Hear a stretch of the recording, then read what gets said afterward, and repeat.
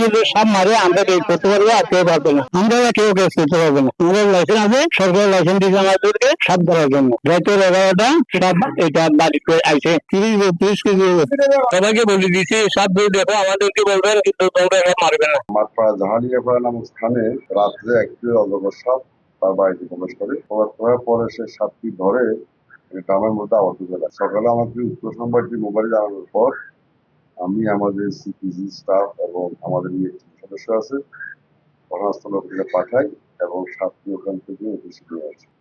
এখন এই বন্যপ্রাণী সম্পর্কে আমরা যথেষ্ট আপনার গণসচেতনতামূলক সভা করেছি, মানুষকে পাড়ায় পাড়ায় গিয়ে সচেতন করার চেষ্টা করেছি যে বন্যপ্রাণী আমরা কেউ মারবো না, বন্যপ্রাণী আমাদের প্রকৃতির বন্ধু।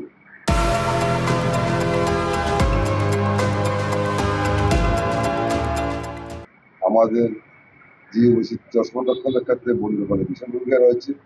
অর্থরক্ষার মানুষ এটা বুঝতে পেরেছে, এই কারণে যে কোথাও বন্যপ্রাণী মানুষের বাড়িতে প্রকাশ করুক না কেন, তারা ওটিকে না মেরে নিজেরা চেষ্টা করে ওটাকে আটক করার জন্য, যদি না পারে আমাদেরকে সম্পাদ।